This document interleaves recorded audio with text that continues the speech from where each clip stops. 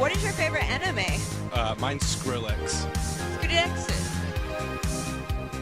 I'm so distanced from human sensibilities and stuff. Was getting caught part of your plan?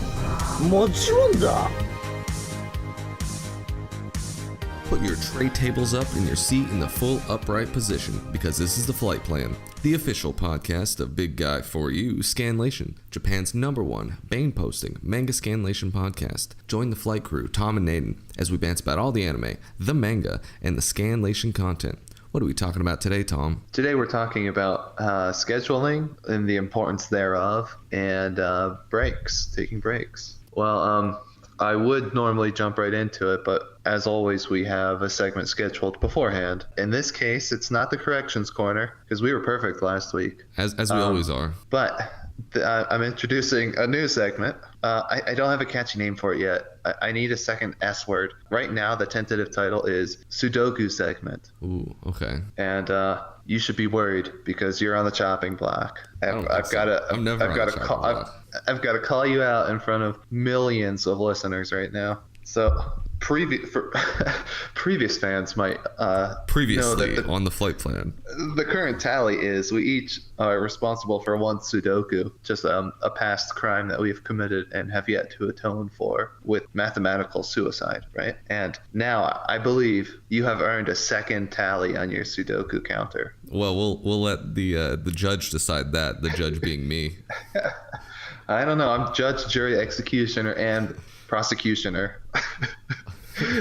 So your high crime, I'm hyping it up too much, but your high crime was at the end of last episode. You added that line, or I said that line that they play in front of animes where they say, like, this anime is brought to you by these following sponsors. And this is where I clip in that line from the soundboard? No, well, you don't need to, because you've already ruined it. I don't want to hear it again.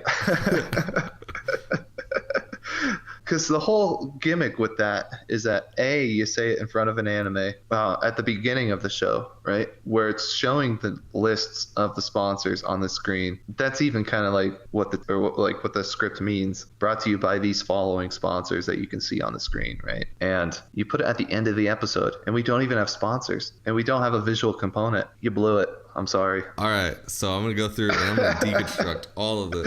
This is time for the.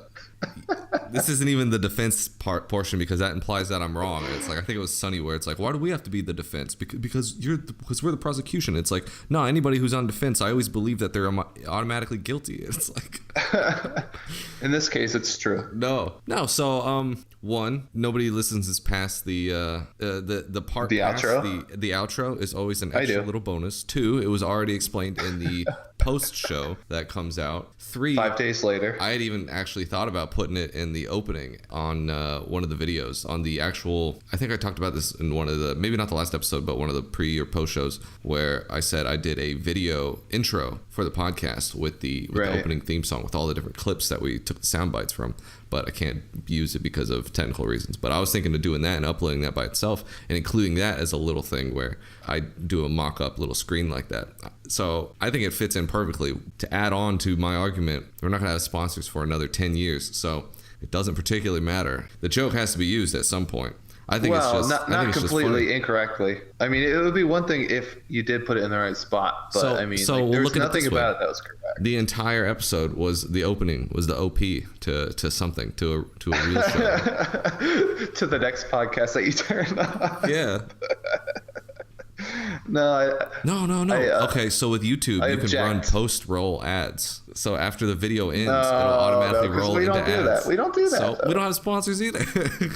Well, either way, I think if it makes you feel better, I think it's fair to give you the full Sudoku tally, but maybe I'll take a half, because this was the first episode that I did not listen to before we released it, because actually both of us were running late last weekend, like with our respective releases, you with the episode editing and me with the scanlation. So by the time no, because generally you give me like on Saturday the file and you're like, hey, how's this sound? But you gave it to me 2 hours before my normal release date or release time, and I was like, shoot, I'm like knee deep in scanlating right now.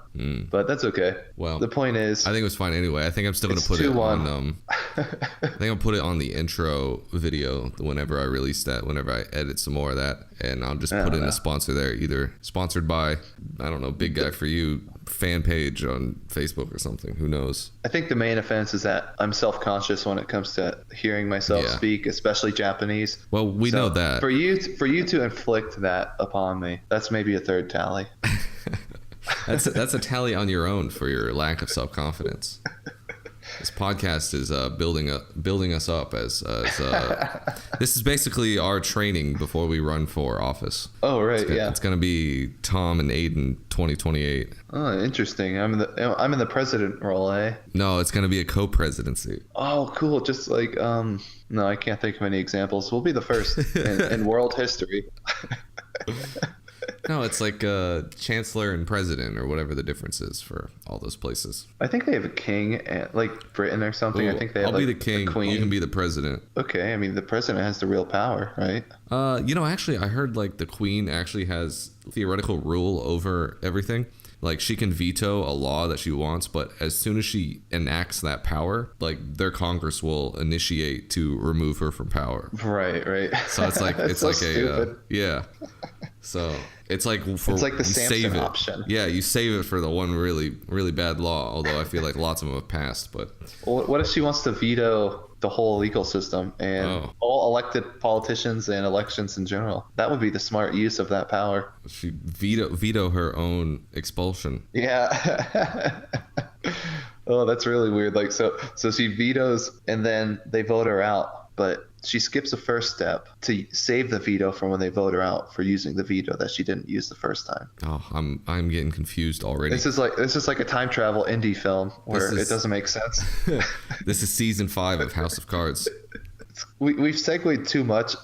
Unfortunately, I had a really decent segue lined up from I'll take the controls of the plane back. You know, like in the flying games where you have to like fly through loops and like rings? get the points. Yeah, you have to fly through the rings and get the points. So I'll fly through the next ring that is the comments corner, where we got a bunch of cool comments today from all of our good friends. On the Touch Fluffy Tail review that we did of Cinco-san, we have PewDiePie who commented. And Brofist. No, this is actually, his name is the fake PewDiePie, and he says, I love this. Brofist. I love this blanking manga! ! And it's like, he used a word that we can't use on a Christian podcast, but it's great. We should like censor, say some kind of like, heckin's actually a really fun word. I like it, yeah. I was thinking say some kind of like Jesus quote or something, but there's no like, I don't know. I love this wholesome manga. Yeah. And I said, yes, this manga is indeed fantastic. And he's like, me too. But me too is not actually related there. But I'll take it anyway. He said, recently there was an update of chapter 17. Have you read it? And I was like, yeah. Oh, man. I went and read it. It kind of like highlights something. It's like, why can't we all have like a fluff waifu to make us umeshu or whatever it is? It's like their liquor with like fruit. It's like after a hard day at work, and I actually don't know. He replied, "It's my biggest dream is to have a cute little fox in my house with their fluffy tails and ears," and I think we can all relate to that. Yeah, that's relatable on a on a very deep, fundamental level, an existential level. If you remember the ongoing saga of figuring out this listener's name, Nikki says you either enjoy reading BG4U's end pages for Tom's jokes, or you get out. And it's, that being beautiful. Said, another entertaining podcast. Thanks for all the hard work, BG4U. Oh, thank you, guys. Thank you so much. I personally love and I prefer your group's end pages since it's easy to digest and funny. This is also how I came across the podcast. And goddamn it, Aidan, still butchering my name. Or I'll bleep that out. Probably Nicholas Kai, I think is how it would be pronounced. I said, haha, oh no, how do you pronounce it? And Nikki said I actually pronounced it correct for a brief moment in TFP number 7. So I went back and listened to that and tried to figure it out. So I'm going to go with Nikki until I hear otherwise. We also These comment corners are too real for me. The fact that anybody listens and could potentially enjoy this, it's unsettling somehow, I think.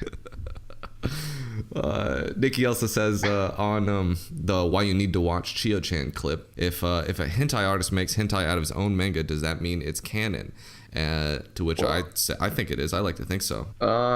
Yeah, I would consider it canon. Yeah, that's weird. I never would have thought about that. He's got one that's similar looking to Chio-chan, but it's not on her way to school. It's on the way to a store. It's like a comedy one. If it's not the same character, then it's not the same universe. Correct. Or I mean, yeah. the same canonicity. Yeah. I think it was also done before Chio-chan, so I think it was almost like a prototype. It was like a right. It was like a one shot where it was hentai one shot. It could be that it's like part of the same extended universe. Yeah, it could be. That would make some sense. I mean, because the people in Chio-chan manga are all pretty crazy anyway, so you never know. Could be. I like to think it is. There's going to be a crossover Avengers manga with the two characters. The most ambitious crossover project. Yeah, in history. One IP made by one guy and another IP made by the same guy. Very ambitious. Yeah. Actually, hentai and non-hentai worlds colliding. That's probably like a first. Well, in official releases, possibly. Oh, yeah. I mean, because like, what is hentai otherwise like an official world that's off the rails? I don't know. I don't know, because like, and there's also the whole confusion with the word doujinshi, because like everyone's like, they call hentai doujins. A doujin's like a fan work, which my understanding is it has to be derivative. If you just do like a hentai manga with OC characters, that's not technically a doujin. Yeah, there are. But like we still call categories. it that, right? Some like, people in do. English. Some people just say like the manga. Yeah, I don't know. It's very confusing. I need to consult with my hentai doujin expert friend. Mm-hmm. You know, maybe we can get him on and he tell can be a guest star. It'd be a special episode. Yeah, a very special episode. A very special episode with Pervert. So maybe we'll have to schedule him in for a visit. Oh, I see what you're doing with that. You know, when we're talking about scheduling guests, it's also very important to schedule manga releases. Isn't that correct? Yes, it is. And my previous segue that I had in mind was the Sudoku segment, talking into a potential Sudoku tally candidate for me, in which the dates always confuse me, but the day that this podcast releases should be the day that the next Antarctica Girls chapter comes out. And that's 2 weeks behind the initial expected release. So I've kind of flubbed that one up. And womp womp. That delay is kind of what inspired this episode topic. So sadly, when it comes to any kind of like not fan activity, but like any kind of like, what's what I'm looking for, like elective hobby type thing, the quote like, oh, real life got in the way, you know, that stupid thing that everyone always says, when basically it means, oh, I'm too lazy and here are my weak excuses. This is what we're about to get now, weak excuses for being lazy. Yeah. No, very strong excuses. I don't know. I don't want to come out with excuses. It takes time, and doing 2 chapters in 1 week sometimes is tough. This is actually the first time I've had to put off a release. Now it's going to be a habit. Yeah, so I do worry about that. Like, yeah, once you miss one. Like you're breaking the seal kind of thing. Yeah, it's like going to the gym. The floodgates are open. How's that? Well, it's like when you skip a day, then you're like, oh, I can skip another day. Yeah, it's exactly. Not a big deal. Yeah, absolutely. Yeah, so I mean, I really hope that. I feel like I won't ever skip a full week with no releases, but this week I will be only finishing up Antarctica Girls chapter, and I won't be we're not putting getting out a Tsurugi chapter this week. No, sadly not. Now I will issue you a Sudoku strike for that, because that's something I wanted to read. I did warn in the last end page. I did say we might have to be taking a break this week. Wow. So at least there's some warning. Like I said in the episode about end pages, I don't read end pages. Yeah, I know, and probably most people don't, but it's there for those who do. What really upset me, and when I was scanlating Antarctica Girls, because it's maybe halfway done right now. Twice I've lost my progress because my computer did a forced restart on me without telling me in advance. Like, I woke up one morning, all the pages that I had like half edited but hadn't saved yet, which was, I guess, a mistake. You know, I lost all that progress. So that was kind of discouraging. So I've been kind of putting that one off for a bit, and that's why I need to do it this week, basically. Yeah, well, thanks, Bill Gates.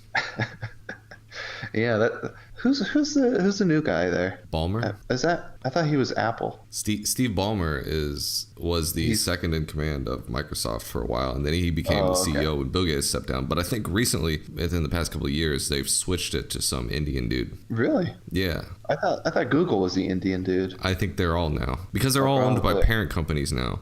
Like the reason they picked not Microsoft. I don't know. I know Google's Google owned in by particular, yeah. Alphabet. Yeah, so that's where all the real everything goes on. So the CEO of Google is basically like a figurehead. Like Reggie for Nintendo of America. Exactly, yeah. I mean, sure, he's probably capable in his own right of doing whatever, but probably barely privy to even the actual machinations of what's going on at, with their world domination and stuff. Yeah. So it's like, yeah, it might be interesting as a footnote, like that the CEO of Google is an Indian, because like, it's kind of unexpected. It's an American company, but like the parent company Alphabet's actually run by lizard people, like you would expect. Reptiles is the official denomination. Or when you look on the reptilians. census, it's reptilians. Yeah. Well, there should be a new census coming out. What, in 2020? Yeah, it's Is every that decade. what it is? Oh, really? Okay, I thought it was like Yeah, every 4 it's- years. No, I think there are some different, like there's the big census, I believe, is every decade. Right. I think there's like local ones and things like that, and any special censuses and things like that. So let's get back to scheduling. Sany I don't have any segue to that. I'm just trying to stay on topic. That's okay. We rarely use actual segues. Do you have anything else to say about scheduling? I don't know. I mean, anything else really I have in terms of reasoning behind my scheduling is kind of like an excuse. My fingers hurt from using the mouse too much because I need to go to like some kind of finger doctor. I feel like Deku, like when he flicks his fingers and like they turn all purple and die. You're such a strong scanlator that just when pressing the keyboard, like you used up all of your hockey and like broke your finger on it. Yeah, all my Naruto chakras are expended. Expunged. Expunged. That's not it. Expunged is the word. Yeah, but expunge is like if you expunge something from the record, get rid of it. You like delete it. Yeah, So you my fingers are deleted your deleted. chakra. My chakras are deleted. Delete this. In terms of future Antarctica Girl chapter weeks, which we have one in 2 weeks as well, I hope that I don't make this a trend where I have to skip a Sword Girl chapter, which will basically be every 4 weeks. But we'll see. I mean, I'm going to try hard from here on to not have to do that. But I don't know. I mean, sometimes you just have to do that. But I think the important thing is, as long as I get something out every week, I think that's probably a pretty good baseline, because it is important to have a baseline standard when it comes to setting a schedule. And you are like a one-man deal with all the scanlating stuff. So I mean, you see all these other groups that it's like, oh, LH Scan produces like 3 chapters a day, and it's like, okay, yeah, but they have like 12 people. Well, I have seen this one dude. I have the intuition that he's a one dude operation. He puts out like, it's kind of sporadic, but it'll be like 7 chapters a week or something. It's like, dude, you're insane. When he gets the inspiration to do it, he goes full out. I was in a thread, I think it was yesterday actually, where the guy's like, I'm gonna start a scan group and I'll do 40 pages a day, and it's like, okay. I mean, you could. It's possible, yeah. Does he mean by himself? Yeah. So like clean, typeset, translate. Yep. Which you can. Absolutely, you can do that. But you're not going to be doing anything else. Like, you have to be 100% neat. And what's worse is like, yeah, you can start that, and maybe you'll do that for a week. It's like when we're talking in the learning Japanese place. It's like, yeah, you can study like 200 characters in a week and get it done really well. But you're not going to be able to keep up that momentum, because it's like it's so much energy to do that. You need a physical break. You need to pace yourself. It's a marathon, not a sprint. Or like that has to be your job or something like that. Mm-hmm. You have to like if it's your free time hobby. Yeah. So that's so stupid. And you said he wanted to snipe. Oh, well, this was another dude in the thread. I'll read his post. He says, I kind of want to make a scan group that exclusively snipes other scan groups who are taking too long between releases. And it's like, okay, that's a lot of effort for something you're going to get tired of after one release. It's completely ridiculous. So like imagine the scenario. It's super far-fetched that he would even create a group that would do that and go through the steps of actually putting out one chapter. But then his whole business model, quote unquote, is to be an NTR jerk and like take from other like groups that are working on their projects. I mean, granted, nobody owns a monopoly on any one IP. It's an honor code type deal. Yeah, it is. And in terms of consistency for the readers, like every group uses like different fonts and stuff and like translation quirks and all of that. So it wouldn't make sense. So let's just assume that he assembles his Avengers and that they put out one release. The whole premise is that he has to work really quickly. Like that's it's like we're going to design a model that's designed from the ground up to encourage burnout on our part, basically. Not only that, but it's like and the community's going to hate him for it because he's sniping other groups. And it's the opposite of like an advantage, an edge in business. It's you start a company when you're like, oh, we can get this product cheaper and we can sell it for less price, like, and so we'll make a big profit. He's like, I'm gonna buy a product that's more expensive and sell it for less, is basically what he's coming up with. And it's like, okay, he's looking at it, he feels like that's a Robin Hood type thing to do. I kind of feel like he's like, I'm gonna bring the translation to the masses because these big scanlation is taking too long on a free product that I read. Yeah, it's like, dude, it's like free, like calm down. And now maybe he's got a point for groups that like, because I've seen this where somebody will drop a manga and you won't get anything, and like that's sad. That's and I fair. wish someone would to pick it back up and do it. Yeah, that's a noble. Yeah. But like what is taking too long? Is that like they're a day late, or it's like there's multiple chapters out and they release one a week? Is that what you're doing? Maybe maybe it's something like how my Antarctica Girls chapter is like 2 weeks later than the normal, quote unquote, normal release date. Maybe something like that situation. I mean, maybe. But I feel don't like even have a big enough. All the big ones. Well, that's a niche one. Are going to be out like the couple days afterwards. Is what if they're not like the next day. Yeah. So it's like, let's set up a scenario. So the Raws come out on Thursday. The scan group starts translating them, and let's say they're late a day. Is that where he activates? And then he's got to do like 3 days worth of work before the professional scanlator group comes out with this. That's a really good point. He's got to find a manga. He's got to find one that's late, first of all. And then he's got to do all the work before they finish what's left of theirs. Yeah, and then snipe them on it. It's like that, because that's what happens with all the big popular ones. Like Kaguya Wants to Be Confessed To is like out like, pretty quickly. Yeah. Is he gonna go after like smaller ones like Antarctica Girls, where it's like, oh, it's been 2 weeks, like it's time for me to man up, and then in his free time he's gonna scanlate a couple pages a day and then put it out before like you're done with it? Like it's like, well, it can't be a couple pages a day. Even in his best case scenario, it's gonna be like 20 a day. It's the worst. It's like the dumbest thing. Well, the thing is, I bet you he's never scanlated a single page in his life, and I'm not gonna say it's hard, but it does take time, and there's a craft to it. Yeah, and we talked to this before. You can't. If you've never done it, I guess you think, yeah, it's easy. You just say I'm doing it, and then it's done. Like I don't know. It's just done. You're like, yeah, I did it. It's like it's done. But like, how about you like become a scanlator first of like maybe a new IP that hasn't been scanlated yet, and then you just release stuff quickly, and people like you. Like, come on, what? I understand where he's coming from, but it just seems really uninformed and naive to me. Mm-hmm. No, well, it is, and I think that naivety is like definitely where it spawns. And then again, this is not a serious thing. We're deconstructing it like he's serious, but I'm sure it's just a joke because he says I kind of want to make a scan group. Yeah, okay, so it's like I thought he was serious this whole time. Well, I mean, he got the replies as if he was serious. Right. But and he just got a whole podcast segment as if he were serious. Yeah.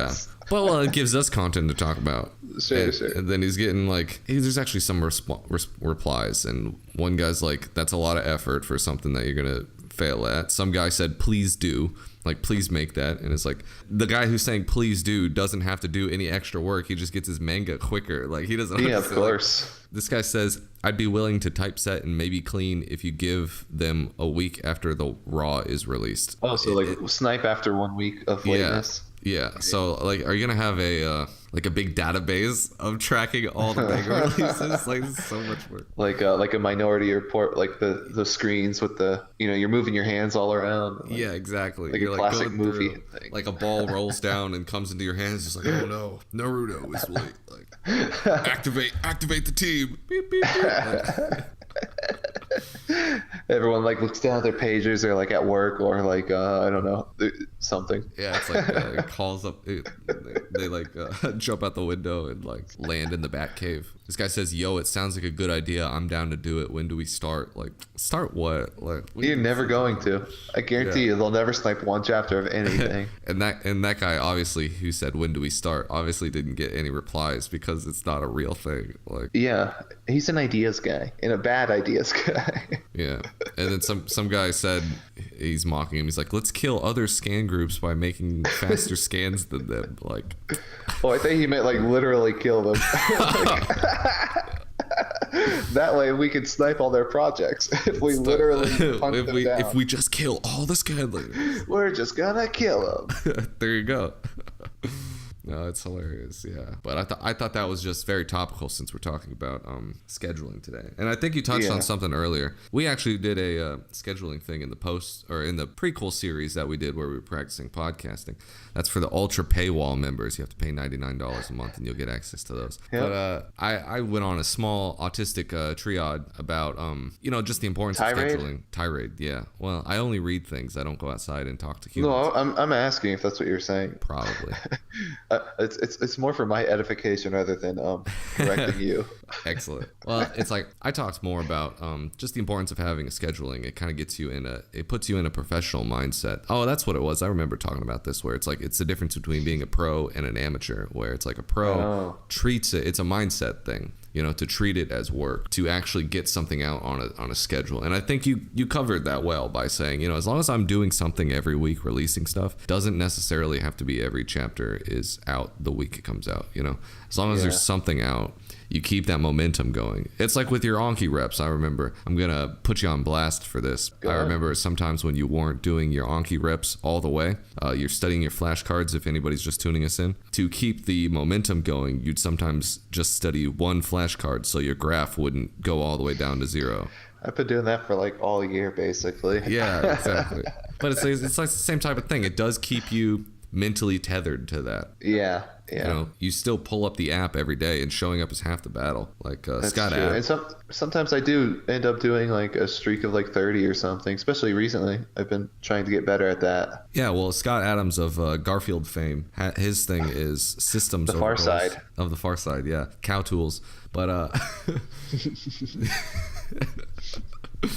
his thing is like, I go to the gym every day, but my goal is not to work out. My goal is to just get dressed and put one foot into the gym. And he's like, sometimes I get there and I just get in the gym and I'm like, well, I did it today and I walked right out. I didn't do any exercises. But most of the time, you get in there and be like, well, I'm already here. I'll do one set of something. And it's like, well, I'm already done. I've already completed. I already get the dopamine rush of completing, but I'm already here. Might as well do some more. And I've actually kind of adopted a little bit of strategy like that with my workouts, where it's like, okay, I'll get through like 4 or 5 exercises. I'll do benches, curls, things like that. I'm like, oh, but I'm really tired today. I'll just do a couple more and then leave. And I don't do my whole routine. But I'm still keeping the mass. I'm still, yeah, exactly. So it's like I can feel much better about it.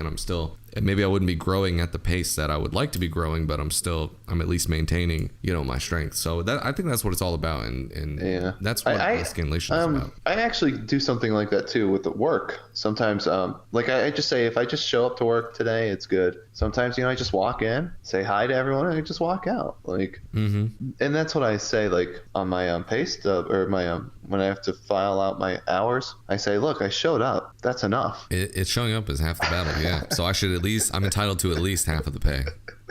Yeah. Oh, hey, I like that argument. You should be there with me when I'm exactly arguing. That's my high verbal IQ. No, but I mean, I do make light of that in all other situations. Like the example situations that you gave, I think you're correct. I mean, I do agree with that philosophy. Well, one thing this is a hard segue, I suppose, but one thing that I keep seeing on all these scanlation groups and like anime groups and they all have Discords. We have a Discord too, but it's just to record things. No. I don't know. Yeah, see, that's what I'm saying. Like, let's get more fans, and then we can. Well, not just create that, the but I don't like community group. Discord. Yeah, Discord I know, to me is like so unwieldy. It's like clunky and like cluttered. It's kind of the opposite unpleasant of all that. experience. No way, dude. It's a visual nightmare. No, what are you talking about? It's pretty, it's pretty symmetrical. I wish you could change the UI of it, like the scaling in some places. That's what I mean. Everything seems like it's poorly proportioned and laid out. Maybe bloated might be a word. Yeah, that's but actually a word I was looking for. The UI's bloated, but the actual piece of hardware is pretty sure, it might be. streamlined. Yeah, I'm sure it's good. And useful, but like everybody seems to be doing it. It's like the modern day IRC, and except they share all of your data and they sell it, and yeah, and then they also read all of your logs and listen into all of your conversations. Yeah, but let's do an IRC instead. Possibly, but then I don't use that, so that's a. I always wanted to. I always wanted to be like one of the old Serial Experiments Lane, like IRC Hacksaw type of like Hackers, just like, the movie. Yeah, like just knowing all the commands and like people talking in IRC. It was like the earliest chat rooms. Like that seems so fascinating to me. That was always a culture that was like I was just a couple years too young to like be aware like to how to do it. Like I was always aware of IRC and like I've been on IRC before, obviously. Like that's how people used to download Manga RAWs and things like that. And like even scan groups would actually release on IRC, and I think some still do, but those are holdouts of before Manga Dex was around and people They're just the old upload. guard. Yeah, that was like way before the time when you have to use peer-to-peer to get your mangas because the file sizes were too big. Like now image hosting is super easy. Yeah, I mean, think about it. Like you couldn't host all those images. Like I remember having like my free website, GeoCities type deal, and they had like a 50 megabyte limit of the data your entire website could do. And like that's like less than a chapter if you're going to do any type of resolution. That reminds me, I forgot I wanted to set up a GeoCities one day for Big Night for you. Yeah, that'd be funny. That would be amusing. But yeah, so I was thinking sometime we'll do, like if we ever get really popular, I'll put out the link to the Discord. But like what I have to use it. What I want to do is I want to join the Discord groups of all the other scanlators and see what's up and see keep my hand on the pulse. What do you even do in a scanlator Discord? I think you just for like the group? post memes. Oh, okay. Because they invite fans in. It's community building is what it is. Yeah, I guess so. Yeah. It's like building fans. It's like you talk to your fans, and you're like, oh no, we need somebody to scan this page today. Does anybody want to scan this? Or Oh, that's kind of cool. Yeah. Yeah, it's like a resource as well. So, and you can talk to other scanlators and be like, oh, I'll use this tool in Photoshop to clean that, or what's this sound effects called? Then it's like, oh, that means pomf. Oh, there should be like, instead of individual scanlator Discords, why isn't there like a core central one? Well, there might be one that's like the biggest, but you also get the Tower of Babel syndrome where you're going to have all the egos and things, and it's going to be so busy that nobody's going to... Yeah, but it's going to be so busy that you're not going to be able to find... There exists a perfect balance. A lot of people, but not everybody. Right. We need to join a scanlator circle then. Like, well, that's what I mean. Like team up. That's what the Discord is for. The coolest scanlator groups around. Like an Illuminati coalition between. Yes. Yeah. So if you guys know any cool scanlators that want to join the Scan Illuminati. If you know anyone in the actual Illuminati who wants to fund us. Exactly. George Soros only gives us so much money. We need some more. Yeah, I need more money, more shekels. Diversify our shekel portfolio. Invest in memes. I was gonna say we could invest in the Manga Minute. Well, yeah, that would have been a good segue if you didn't say. Well, I was going to say. You could have just said it. Well, I heard you inhale, ready for like I was anticipating maybe a superior segu. Oh well, or something less forced. You were anticipating wrong. Well, this is that time of the hour where we're going to go through and we're going to talk about the Manga Minute. We're going to talk about the manga that just recently got an anime. Actually, it just finished. Oh, did it? Yeah, season 1 just finished June 22nd. Yeah, I'm way out of like the anime crowd touch. I don't know what's going on. That's why I'm here. I'm still waiting for it. They just announced a movie of Konosuba, but not season 3, so I'm waiting for that. This Mega Minute, we're talking about Hina Matsuri. So, what is Hina Matsuri about? One night, a strange object falls on the head of Nita, a member of the Yakuza. Inside the box is a strange young girl named Hina. She has tremendous supernatural powers, and Nita finds himself reluctantly taking her in. Her powers can come in handy for his Yakuza business, but he also runs the risk of her using them on him. Haha. Not to mention, if she doesn't use her powers, she will eventually go berserk and destroy everything around her. Nita and Hina's strange life together is just beginning. Practicing my cheesy radio voice. It's just beginning. So what wacky antics will they get into? Tune in next week to find out. Oh, but this, I give the cheesy intro, but I actually really enjoy this manga. I started reading it probably around like 2007 sometime, but like early. What? It's that old? 2017, my bad. I forget. As a boomer, okay. Like I still think it's 2000. Like I've like never left that, you know? If only, dude. I know. The golden years. I know. Now it's like I'm going to be saying 2007 and 2027. Like it's going to be out of my... I can't wait. I don't know when it started, actually. I think it was probably even before that. It was probably 2016. It looks like they just updated on Kiss Manga. They put all the chapters in 2017, so it's been slowly updating there. I feel like it updates sporadically, which is too bad. But it might be a monthly manga. I actually didn't do prep to find out the release of the actual manga. Any prep like that as well, but I have read it. I have read all of the chapters, and it goes up to like about 78, 80 chapters with a sprinkle of omakes in there. So it's a good afternoon's worth of manga to read. And I absolutely recommend it. Now, it's super hilarious. So you heard the description where Hina's like this alien girl. Actually, I believe it's... you might get a little bit of spoilers in here, but I'm not going to spoil anything too crazy. Actually, I believe they're from the future, and they go back in time. Yeah. And actually, that was talked about early on in the series, but they actually just did a chapter recently explaining the future and how actually all the friends are connected.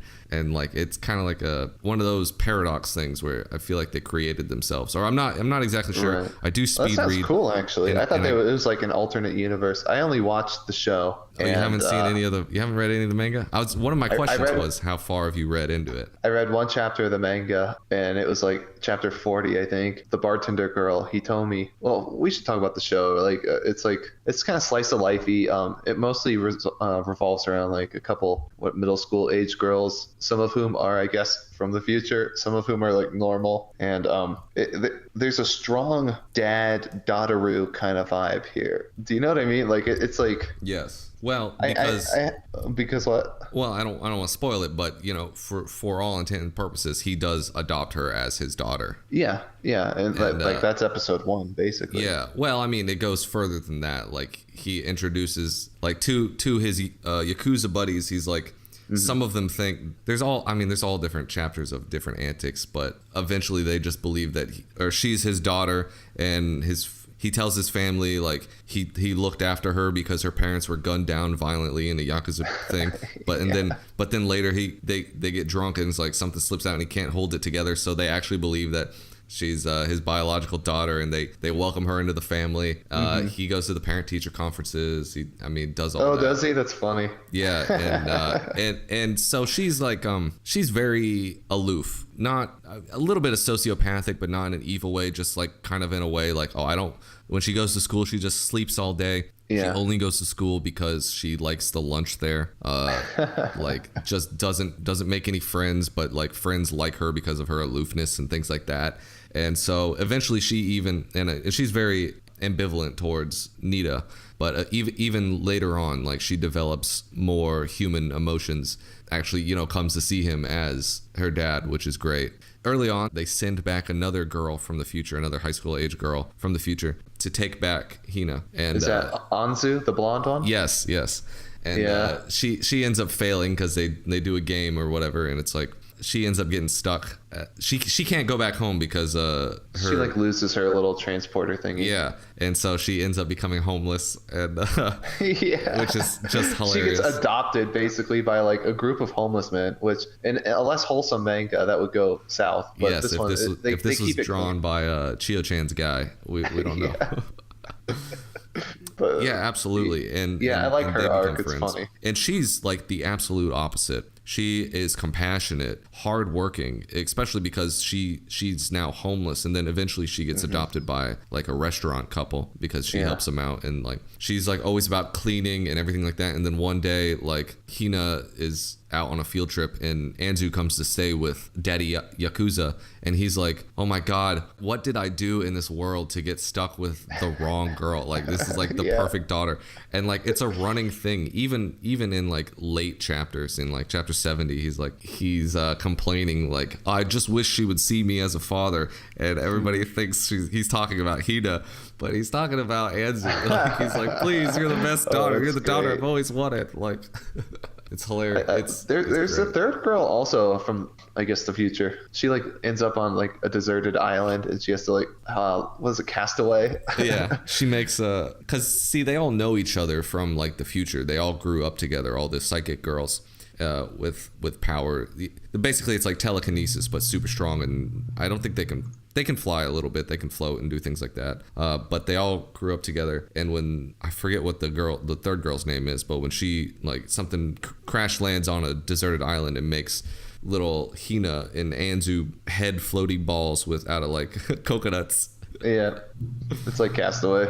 It's fantastic. There's a what's her name? It's Hitomi is the high school girl, or actually middle school girl is where it starts. But this will be a spoiler. There is a time skip later on where they skip 3 years, and then they're older in high school. Oh, that's cool. I like that. I'm gonna have to actually read this. Dude, this is a great series. It really is. Hitomi, like through different shenanigans and mistakes, ends up becoming like a bartender.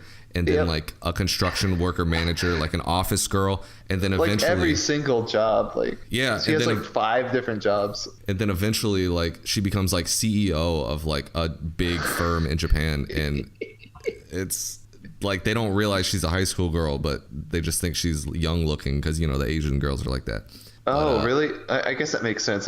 I don't think they ever really explained how people kind of don't question that. I don't think they ever explained that in the anime. I mean, people just don't question it because she's so competent. In fact, her dad was working overseas, but he gets fired, or their company goes under, so he comes back and looking for work, and she's on the board of directors that's interviewing her dad for the job. But her dad, like, it's like a cognitive dissonant thing. It's like, what? And she's like, no, I think you're thinking of somebody else. Like, and it's like he can't even tell his own daughter. Like, oh, dude, I'm gonna read this. Yeah, this is good. So he's like, they come home and like they're all having dinner, and he's talking about what an amazing woman his boss is. Like she like how capable it is. Like, and the mom knows, and yeah, she does. Yeah, and so it was her choice really, because like Hitomi tried to like show her lavish new lifestyle to her mom in hopes of her mom saying like, this is ridiculous, you're a kid, you can't do this. And then her mom's like kind of sold her out. She's like, wow,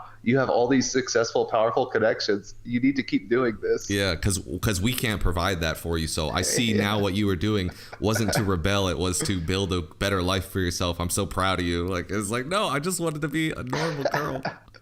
The one chapter I did read was when she went to like a boot camp, because she went to America. She was supposed to do like an English class, but she ended up like through some kind of hijinks, she got stuck in like some kind of army boot camp. She thought it was like a really hardcore English, like hands-on kind of class. She's learning like all these swear words and like how to talk like some rough army guy. Apparently she's really good at shooting. Yeah, she's like a military person now, and she just thinks she still doesn't know to this day that she's speaking like very coarse, vulgar English, like just swear words all the time. And it's like she goes later on in the, like, this is one of the later chapters, is she goes to America, and she's talking to executives and just like swearing out it's like, and then somehow, this will be a spoiler for like one of the most recent chapters, she gets exposed as a high school girl. So the company, like, so she resigns because she wanted to get away from it all. And it's like she saw some bad things in the future and didn't want to like go down that path anymore, so she tries to avoid it. Somebody comes back from the future and they're like, yeah, you become president and you destroy the world. She leaves and goes to Florida to go sunbathing, and then like somebody like starts talking to her there, and so she's talking to Americans with this absolutely vulgar accent. Anyway, she ends up becoming CEO of the world's largest telecommunications company in Japan or in America. Oh yes, of course. Yeah, so it's like youngest CEO president. Yeah, it's like she doesn't know. Like, so she's like destined to somehow just like power just comes to her, and she's like a high school girl. So she's actually a normal human, is he told me. And so her friends with the main psychic girls, and it's overall just a fantastic manga.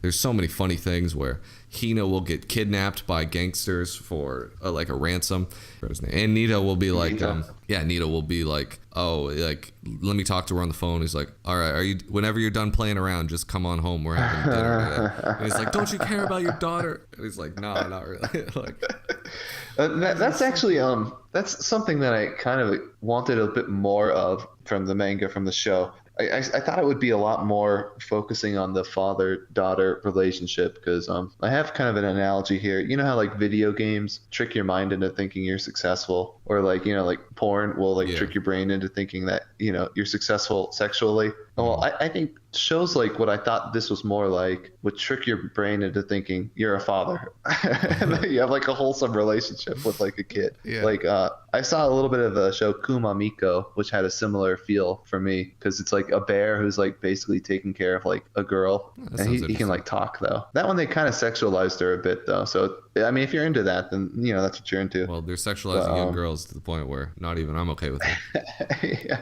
Or something like Yotsuba. There was a show a couple seasons ago, Mitsuboshi Colors, which was just like 3 girls, and it's kind of like wholesome, like having a kid simulator. Yeah, and it's like they actually, Japan, even the government just came out with the marriage simulator anime where they're talking about getting married. Oh, what's things that? Like I don't remember what it's called. Watch that. We'll have to have one of the passengers point it out, because I can't remember it, but I keep referring to it. But you are in luck, because there are 80 chapters, and there are a lot of moments like that in the manga, and there's just so many fun things about this manga that I just can't cover them all, which is great. So it's still a reason to go and read it or watch the anime or anything like that. I mean, I don't know how far. Do you know where the anime stops? Have you? It actually stops right when that third survival girl, Mao. She's like in China, and then she is about to go to Japan, and that's kind of like the last episode. It was really weird pacing. Yeah, that seems interesting, but because like that was basically, she was only in like 2 episodes, and like she has no interaction with the actual story. It was kind of like a prologue kind of thing, setting us up for like the next season. Yeah, if there is one. I'm not sure what chapter that is. That might be about halfway through the mangas. That might be like number 40 or 50 or 30, somewhere around there. Did you actually see the kidnapping arc where like? No. Okay, I don't think so. So maybe that's even way before. Yeah, I think it's earlier than that. Yeah, so you might have like 60 chapters to go through if you. Yeah, that'll be pretty cool. Yeah, absolutely. Honestly though, I think I would recommend the anime for those episodes, just because the early chapters, the art's kind of rough coming from an anime perspective. I don't think so. See, I love the art even early on, and I think it's what makes it really good is the art in the manga. It's older, not like 90s old, but like just it's years old enough that you're like, oh, okay, I can see this was a little bit older. It almost reminds me a little bit of the guy who did Angel Densetsu and Claymore, because that's the same dude. But just the way that their faces are, but then it quickly comes into what you would modern day see of like anything. And it's not even like the art models change. It's just a little bit of different colorization and things like that. But I think it's fantastic early on. And there are a lot of Parents' Day episodes and just all sorts of fun stuff that you can do. I reread it this week in an afternoon, so you can definitely you can definitely go through it. Yeah, I might do that this weekend. This is actually at least the early chapters. I don't know who translates it now, so maybe we'll do a corrections corner next week if I remember. But this is actually from our friends at Norway Scans. Are the people who translate Norway. It. Yeah, so it's like you'll see it because they like to troll, and they'll be like, "Oh, Norway." Or for exclamation like sound effects, they'll replace it with Norway. Like you'll have to send me a link to that, because I saw two different scanlations of chapter 1, and one of which was really, really bad, like really low quality, and the other was pretty normal. But I didn't see a group name for either one, or I don't remember a group name. Well, if you ever see them talk about Norway, you have a pretty good idea of which scan group it is. I read most of mine on kissmanga.com, and that's where I found the ones from Norway scans. Okay, I'll check it out. Just I don't to know if experience there's any Norway. quality. It's hard for me to tell the difference between quality scans and not, as long as it looks visually appealing. But Right. Norway scans are the people who did it on Kiss Manga, and I recommend it. Overall, you can watch the anime. You can watch which is weird because when I first saw the clips of the anime, I didn't realize Hina, the main psychic girl, had blue hair, because early on in the manga she has black hair, and it's drawn in a lighter color. So for some reason, I just always thought she had brown hair. It's really hard to tell, when you're looking at like color wise, Black and white. of like what hair they're supposed to be. But Well, some manga, or I mean, some anime do take liberties. Like the new JoJo, he's wearing pink when his more canonical color is blue. So, I mean, they do sometimes do that in anime to kind of mix it up. yeah, well, absolutely. I absolutely recommend it. It looks like it's got 2 recommendations from the 2 big thumbs guy up. for you stars. 4 thumbs up. That's 'cause the we each have highest, 2. because we each have 2, and that's the 4 out of 4 is the highest the canonical For you. rating. It's got 4 It's U's got out 4 of 4. U's. It's got 4 U's. So absolutely, I don't think you're gonna get a higher recommendation than that. Oh man, We need to learn how to seg you. yeah. Well, a train wreck of a Segu and a plane wreck of that. And you could find us here. I'll do it because I'll do this real quickly and nicely. So when our plane crashes, you can open up the black box, and where would the black box say you could find us? I like that metaphor. That's pretty cool. Where can you contact our loved ones? Podcast, you can find it on podcast feeds, anchor.fm, or YouTube. Just search it on apps like Podcast Addict, and you should be able to find it. You can search for The Flight Plan Podcast, or you can find Big Guy for You, which is the letter 4 and the number U, on YouTube. It's the letter 4, the number U. You got it. The manga's gab.ai/big guy, numeral 4, letter U. That's where I post links to all the manga if you want to download them. I upload them to MangaDex. Most sites will scrape them there. If you want to reach me, either on Gab or probably MangaDex comments, because I read those. Any other site, I might not read them. And I reply to everything on YouTube, so if I see it. All right. We nailed it. Boom. We stuck the landing. But no, because we're going to crash it with no survivors. Well, you can't really. We stuck the landing. Now we're taking off again, and now we're going to crash the plane with. There were two heavy survivors. crosswinds to land, so we had to do a go around. And on the go around, one of the engines failed, and we had to crash this plane. What's that airport in like London or something, or somewhere in like the UK where like the crosswinds are crazy? They always like land at like 90 degrees. I think it's degrees. in Ireland, I think, but I'm not entirely sure. That's crazy. That's what we're doing, except we're not landing. We're crashing. No, it's the wind's blowing us over, and we're crashing with no survivors. Well, I think we talked last time that one person's in the wreckage, but everybody else. But no, the quote is we're gonna crash this plane with no survivors. That's the plan. That's the next step of his master plan. Crashing this plane with no survivors. With no survivors.